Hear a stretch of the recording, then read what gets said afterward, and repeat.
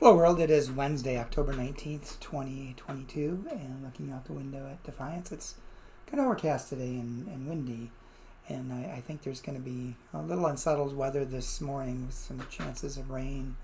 Not getting really warm, not getting out of the 40s today, but a warming trend towards the weekend.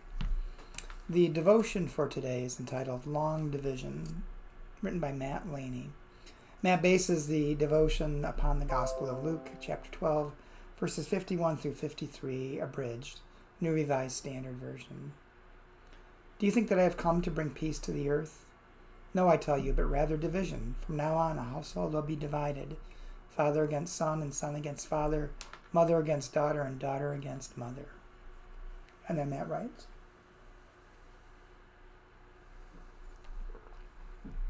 "2 years ago, I sat with an elderly member of my church who consumed a steady diet of televised news shows from both sides of the divide. And she wondered, how do I know who is right and who is wrong?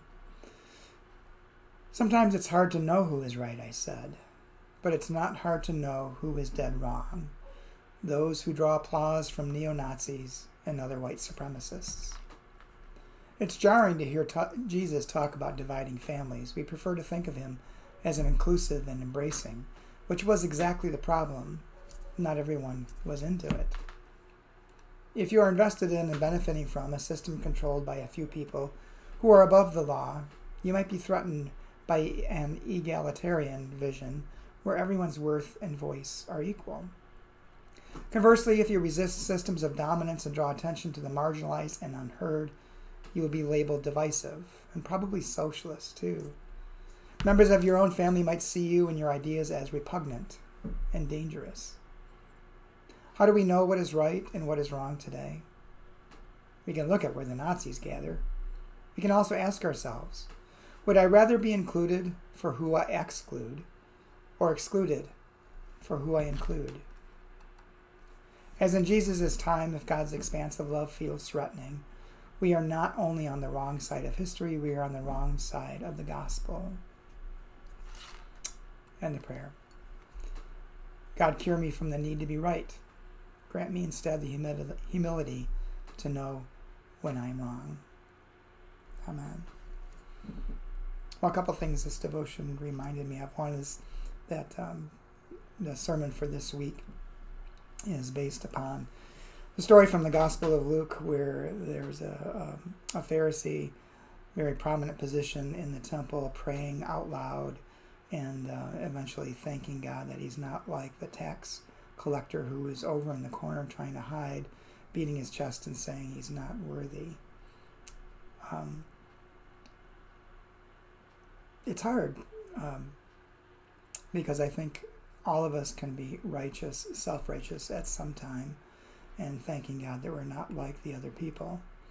And that in itself is wrong when we behave that way. But I do think the other thing that struck me with this devotion was, as Matt was saying, about being included for who I exclude or excluded for who I include. Because God's love is all-embracing and caring, and Jesus lived that love. And it's not always not always an easy thing, but it is what we are called to do. The devotion also reminded me once of a woman I had in my previous congregation who was in her 90s, and it was during a tumultuous time, which there are so many tumultuous times. I don't even remember what was going on, but I know what news channel she watched, and she was just in tears after worship and just said she's so afraid. And I just said, stop watching the channel you're watching. Stop watching the news. If the news fills you with fear, maybe it's not the right channel to be watching. If it makes you afraid of other people, if it makes you want to exclude other people, maybe that's not the thing to watch, because it's not following God's love. Anyway, I hope you'll have a good day and stay dry this morning and warm. I hope to talk to you tomorrow.